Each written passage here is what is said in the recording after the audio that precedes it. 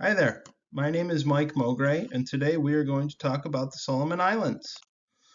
The Solomon Islands are located roughly 1,200 miles off the northeast coast of Australia. In total, the islands cover 28,400 square kilometers or 17,647 square miles. The Solomon Islands are home to almost 715,000 people. While there are many languages spoken throughout the islands, English is the official language. However, only 1 to 2% of the population speaks English. The average age expectancy is 62 years old for men and 67 for women. Life in the Solomon Islands. 65% of the total population of the islands live in coastal regions. The capital of the Solomon Islands is the city of Honiara, which has a population of around 82,000 people. While Honiara does have public infrastructure, it needs updating to fix outages that people experience on a daily basis, primarily their power system and their water system. And the World Bank reports that 25% of the population of the Solomon Islands live under the international poverty line. As a result, the World Bank has focused on improving the infrastructure in place for improving telecommunications like mobile phone and internet service. I was actually very surprised to learn that roughly 400,000 of their residents actually do have mobile phone subscriptions. As we just talked about, the majority of the population of the Solomon Islands lives along the coastline. Due to its location, the Solomon Islands is the second highest country in the world at risk for natural disasters like monsoons and tsunamis. Another major concern is climate change, which can lead to rising sea levels and the risk of flood along the coast. Due to its proximity to the ocean, combined with the fact that almost 79% of the land is forest, this contributes to their main exports of wood and fish. However, the islands are also very rich in natural minerals such as gold, zinc, and nickel, which is causing a shift in focus from logging to mining operations, as experts have estimated that the islands have roughly $59 billion worth of minerals ready to extract. The Solomon Islands gained their independence from Great Britain in 1978. Today, they have numerous political parties as part of their parliamentary democracy. Their current prime minister is Manish Sugavare.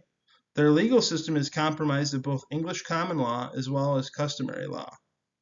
Over the years, there has been numerous instances of civil unrest due to political corruption and lack of transparency from their government.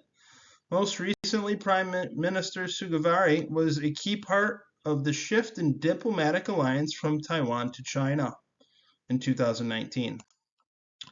The next two slides of economic data come from the Michigan State University's Global Edge database. I felt the layout of this information painted a good picture of their economy. And when you look at it, the top three trade partners for the Solomon Islands are China, Australia, and Singapore. While being so close to Australia, that makes sense for proximity, and their diplomatic ties with China also makes sense in that realm. You can see their GDP from 2022 and other various data points. On this slide, you can kind of see where we're going as far as their imports and their exports. And the big thing that I like to notice is their imports wildly is much higher than their exports. Definitely an underdeveloped nation, and I don't believe they have much of a comparative advantage at all, to be honest with you.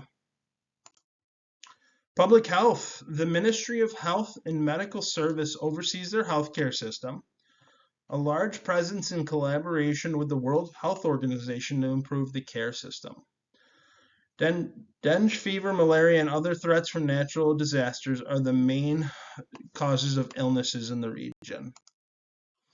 COVID-19. The impact of COVID-19 kind of showed up late for the Solomon Islands. Their first reported case was reported in January of 2022. The initial outbreak led to over 25,000 cases and strained all aspects and resources of the health system. The World Health Organization provided technical and financial assistance to minimize further outbreak and assisted with improving readiness and optimizations of their current system. The 2023 Pacific Games was recently held in the Solomon Islands. It was known as the Pacific region's mini Olympics. Takes place every 4 years in a different region. This year, every 24 countries participated. There was a heavy investment from China as well as from Australia. The games cost around $250 million to produce, and 80% of the costs were paid for by other countries.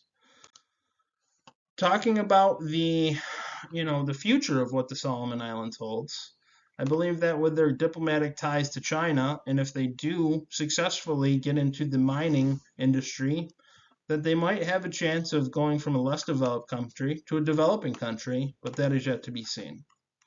Thank you very much and have a good day.